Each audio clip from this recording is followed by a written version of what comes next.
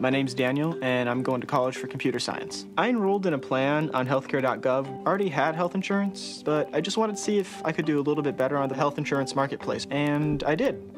Once I was on the site, it was pretty easy for me to compare plans.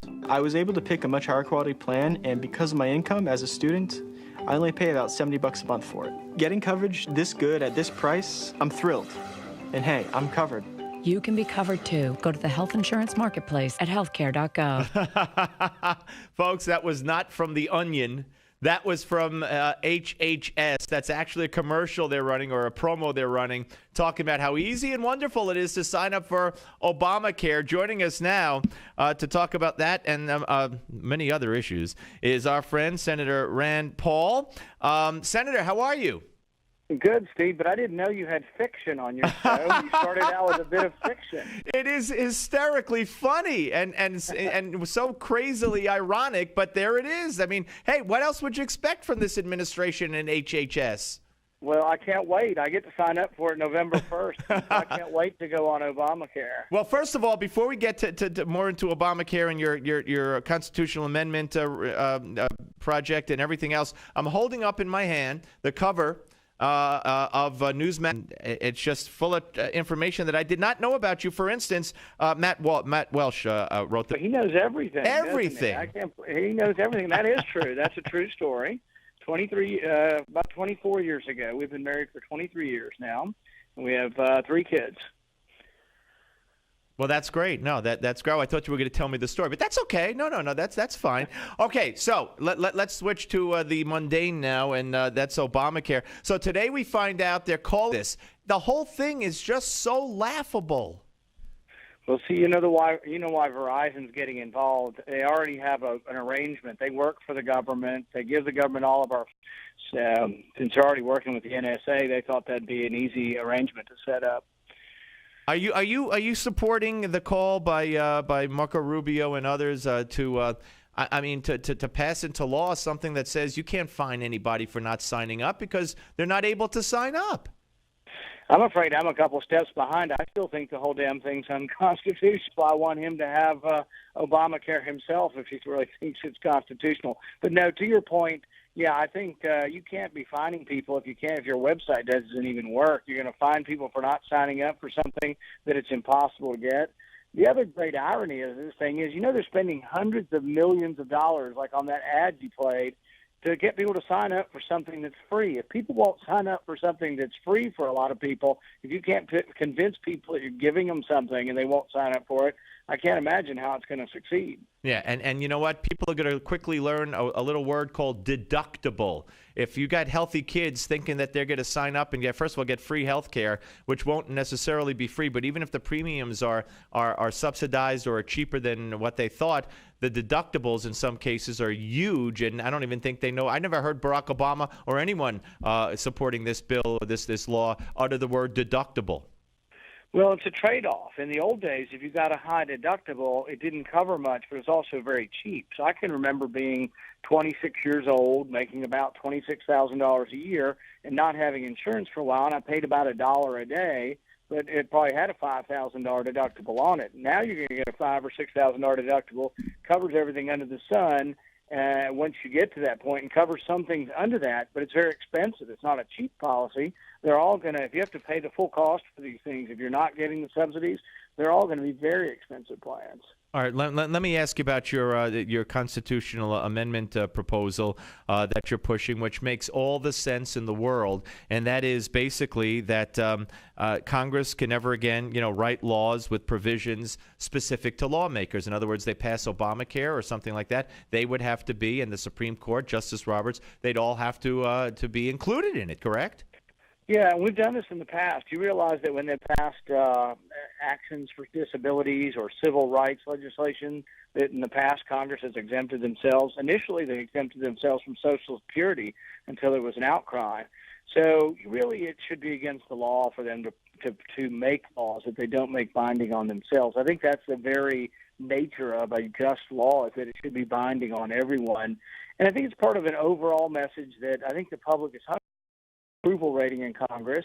So I think they do want us to make the laws binding on Congress, but I think they'd also like us to approve Congress.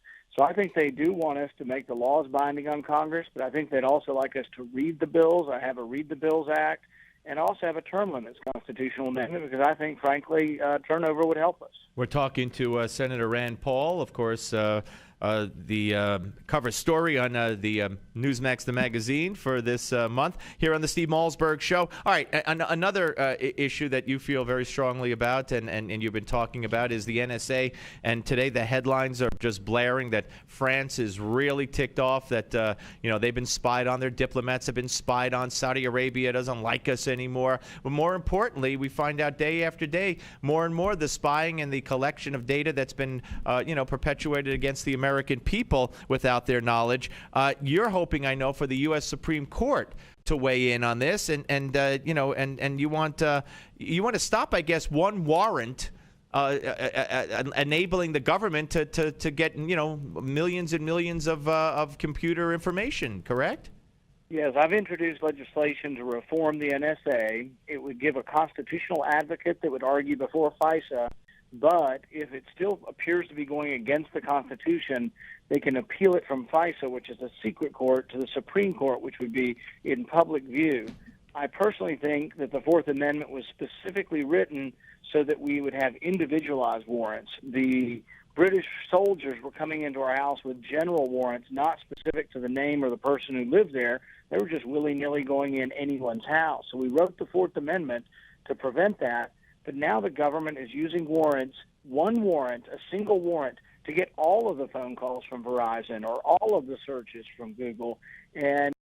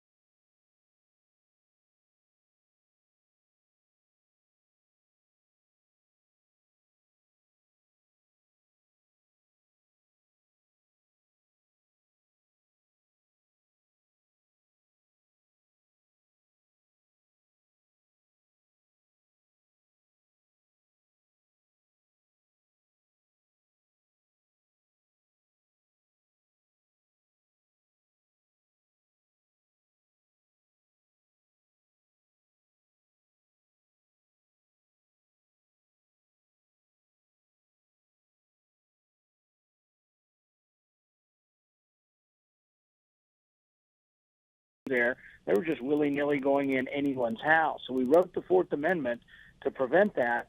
But now the government is using warrants, one warrant, a single warrant, to get all of the phone calls from Verizon or all of the searches from Google. And you can't do that. That goes against everything the Fourth Amendment stands for. But it is going to require a new understanding, because in the past the Supreme Court has said that once you give up your records to a third party, they don't get Fourth Amendment protection. But I absolutely disagree with that, because what I spend on my Visa, what I have in my bank records, I think is my information. Unless you think I've committed a crime, or unless you think a judge can say there's probable cause, I don't think you should be looking at someone's banking records, their Visa records, or their phone records. And what's the status of the legislation in the Senate? Is it in committee, or how far has it gone? We have bipartisan support. Ron Wyden and I, who's a Democrat but a good defender of civil liberties, we put this thing forward. There's a competing bill in the Intelligence Committee that won't do very much to fix the problem, and that's what the president wants. And then there's also another bill in the judiciary, and I haven't seen it done yet. So there's going to be 2 or 3 competing bills, and we're hoping the biggest part that I hope happens, and what my influence has been in this process, is that there should be an ultimate way to get this decision at the Supreme Court. A secret court should not make a decision on the constitutionality or the Fourth Amendment protection. Okay, I want you to hear, we had the former Majority Leader of the House, Tom DeLay, on yesterday, and here's what he said about the recent shutdown and the Republican strategy. Well, they surrendered before they even got started. I was very proud of the House passing that continuing resolution with defunding Obamacare on it. But if you're going to fight this fight, you got to fight it to win, and that's frankly what Obama did. The national media just doesn't seem to understand that Obama did the same thing that the Republicans did. He's the one that shut down the government because he wouldn't pass a bill or agree to sign a bill that keeps the government open and negotiate with the Republicans. He said early on, months ago, that he was not going to negotiate, that he was going to hold his ground, and he didn't care if the government shut down or not. He was going to get his way. He held firm, and he wins. All right. So what do you think of that analogy, or that analysis, I should say, and going forward? Because you would have leverage in this situation is if we all agreed. Basically, virtually every Republican in the Senate and virtually every Republican in the House would have to say, we are willing to go through the deadline. We're willing to go as long as it takes until the president negotiates, because it's a poker game. But the president, I think, knew from the very beginning, because there were voices saying, many Republicans saying they didn't like the strategy. And so when we weren't united, there wasn't much chance of having any leverage. The only way you'd have leverage is, but it does have to be pretty much a party decision. It can't be a few of us that decide to do it, and that's why it really didn't work. But I would say, in defense of doing something, that we just can't give a blank check to the president. We can't just say borrow whatever you want. And the country has a really big problem. I mean, we're borrowing $1 million a minute. We can't keep doing this. It's unsustainable. So it's wrong to give him a blank check. But then again, on the other side of the coin, we have to decide how long are we willing to carry out something like a shutdown or a debt ceiling, go through a deadline. And I think there isn't the resolve on our side to go through these things, because some bad things do happen. You know, the monuments get closed, some checks eventually don't go out, and potentially there could be a stock market reaction to it. And is Mitch McConnell have your confidence, or do you support a Tea Party challenge on the primaries? You know, I endorsed him about a year ago, and what I've said all along is he's in a tougher position than the rest of the people who are just the members not in leadership, in the sense that about half of our caucus believe that it was never a good idea to have any shutdown. That half of the caucus was never going to follow through with staying shut down for a couple of months or seeing if the president would change. I'm not sure the president will change in a month or two, so I'm not sure he doesn't have a position, because as the shutdown lengthens, I think the Republicans do catch more of the blame. So I'm not sure it is in the best interest. So Senator McConnell's in a tough position. He has to decide what's best, what the caucus wants, and also what's best as far as the Republican Party with regard to a shutdown. He'll be the first to admit it wasn't a great deal. It was a deal only just to get government back open again. But the only thing we've done positive in the last couple of years actually has been the sequester. And my point has been we cannot lift the sequester caps. We need the sequester caps on discretionary spending, which we got, we now need caps on spending on mandatory spending, Medicare and Social Security. We need caps on that as well. All right, I leave you with this. I will never ask you, Senator, to handicap a political race because another fact that comes out of the Newsmax cover story is that in 2010, when you ran for the Senate, you told your wife not to worry because you had less than a 10% chance of winning. And that's what I thought at the time, and I was surprised that there was a lot of unhappiness with the way things were going on, and I think people were ready for something new. All right, listen, you've been generous with your time as always. Thank you very much. We'll speak to you again, sir. Thanks for having me, Steve. Take care. My pleasure. Senator Rand Paul, ladies and gentlemen, here on the Steve Malzberg Show. Do you want to weigh in on any of that? I would love to get your take on what he had to say about his constitutional amendment proposal, about what the bill that he's working on to help get the NSA under rein, or have it reined in a little bit more certainly than it is reined in right now, or about the Obamacare and the fiction of that HHS ad that they have out there. It's 877 Newsmax, 877-639-7629. 877-639-7629 right here on the Steve Malzberg Show, Newsmax TV and